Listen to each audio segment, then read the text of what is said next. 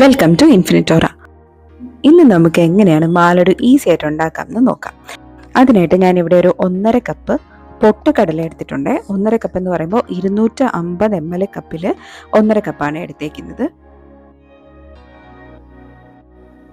ഇനി നമുക്ക് പഞ്ചസാര ഞാൻ 1 കപ്പ്, അതായത് 250 ml കപ്പിൽ തന്നെ 1 കപ്പ് എടുത്തിട്ട് അതിൽ നിന്ന് 2 ടീസ്പൂൺ പഞ്ചസാര ഞാൻ മാറ്റിയിട്ടുണ്ട്. അങ്ങനെയാണ് എടുത്തേക്കുന്നത്. അപ്പോൾ ഇതാകുമ്പോൾ കറക്റ്റ് മധുരമാണ് വരുന്നത്.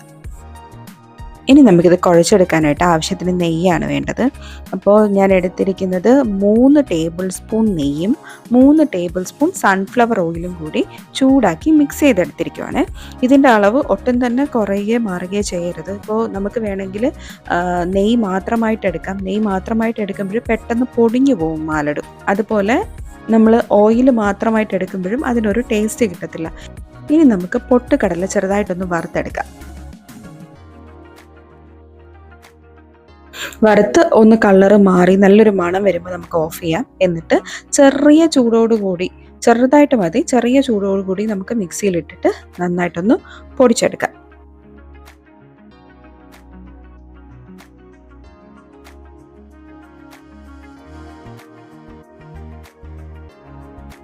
പൊടിച്ചെടുത്ത് കഴിഞ്ഞിട്ട് ഒരു അരിപ്പയിലിട്ട് നമുക്ക് അരിച്ചെടുക്കാം. അപ്പോൾ അറിയാലോ, മാലഡു നല്ല ഫൈൻ ടെക്സ്ചർ ആണല്ലോ, മാവ് പോലെ ഇരിക്കണമല്ലോ മാലഡു. ആ ഒരു ഫൈൻ പൊടിക്ക് വേണ്ടിയിട്ട് നമുക്ക് നന്നായിട്ട് അരിച്ചെടുക്കാം. ഇതുപോലെ തന്നെ നമുക്കിനി പഞ്ചസാരയും കൂടി മിക്സിയിലിട്ടൊന്ന് പൊടിച്ചെടുക്കാം. അതിൻ്റെ കൂട്ടത്തിൽ ഞാനൊരു 6 ഏലക്ക കൂടി ഇട്ട് കൊടുത്തിട്ടുണ്ട്. ഏലക്ക പൊടി ഉണ്ടെങ്കിൽ നിങ്ങൾക്ക് ഏലക്ക പൊടി ഇട്ടാലും മതിയാവും. നമ്മൾ കടല പൊടിച്ചു വെച്ചിരിക്കുന്നതിൻ്റെ കൂട്ടത്തിൽ തന്നെ ഈ ഒരു പഞ്ചസാരയുടെ പൊടിയും കൂടി നമുക്ക് അരിച്ച് ചേർക്കാം. എന്തെങ്കിലും തരി ബാക്കി വരുന്നുണ്ടെങ്കിൽ ഒന്നുകൂടെ മിക്സിയിലിട്ട് അടിച്ചിട്ട് എടുത്താലും മതിയാവും. ഇനി ഈ 2 പൊടികളും കൂടി നന്നായിട്ട് ഒരു വിസ്ക് ഉപയോഗിച്ചിട്ടോ തവി ഉപയോഗിച്ചിട്ടോ നന്നായിട്ട് മിക്സ് ചെയ്തെടുക്കുക. നന്നായിട്ട് മിക്സായി എന്ന് ഉറപ്പ് വരുമ്പോൾ നമുക്ക് അതിലേക്ക് നെയ്യ് ചേർക്കാം.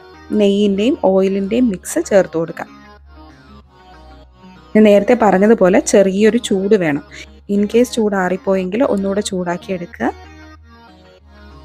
ഇങ്ങനെ കുറച്ചായിട്ട് ഒഴിച്ചിട്ട് നമ്മൾ ഈ പുട്ടിൻ്റെയൊക്കെ മാവ് കുഴയ്ക്കത്തില്ലേ, അതേപോലെ ചെറുതായിട്ട് ഒന്ന് കുഴച്ചെടുക്കുക. ഞാനിപ്പോൾ ഇത് ഞാൻ എടുത്ത് വെച്ചിരിക്കുന്ന അളവിലുള്ള ഓയിലും നെയ്യും മുഴുവനായിട്ട് ഒഴിച്ചു കഴിഞ്ഞപ്പോൾ ഇങ്ങനെ ഈ ഒരു പരുവത്തിന് വന്നു. നമ്മളൊന്ന് ഹോൾഡ് ചെയ്ത് പിടിച്ചാൽ അത് ഹോൾഡായി വരും. അന്നേരം ആ ഒരു പരുവം എത്തുമ്പോഴത്തേക്കും നമുക്കിത് നന്നായിട്ട് മുറുക്കി ഉരുട്ടി റൗണ്ട് ബോൾസ് ആക്കി എടുക്കണം. അത്രയും ഹോൾഡായി ഇരിക്കുന്നില്ല എന്നുണ്ടെങ്കിൽ 1 സ്പൂൺ നെയ്യും 1 സ്പൂൺ ഓയിലും കൂടി ചെറുതായിട്ടൊന്ന് ചൂടാക്കി ഒന്നുകൂടി നിങ്ങൾ ഒഴിച്ചു കൊടുത്താൽ മതിയാവും.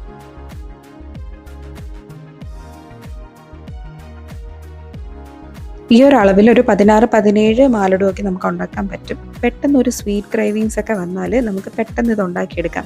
അപ്പോൾ എപ്പോഴും ഒരു കുഞ്ഞു പാക്കറ്റ് പൊട്ടുകടല വാങ്ങി വെച്ചിരുന്നാൽ നമുക്കിത് എപ്പോൾ വേണമെങ്കിലും നമുക്ക് ഉണ്ടാക്കിയെടുക്കാം എന്നുള്ളതേ ഉള്ളൂ. അത്രയ്ക്ക് ഈസിയാണ്. എല്ലാ ബോൾസും റെഡിയായി കഴിഞ്ഞിട്ടുണ്ട്. നമ്മൾ കടയിൽ നിന്ന് വാങ്ങി കഴിക്കുന്നതിനേക്കാളും ടേസ്റ്റാണ് ഈ ഒരു ഹോം മെയ്ഡ് മാലഡു.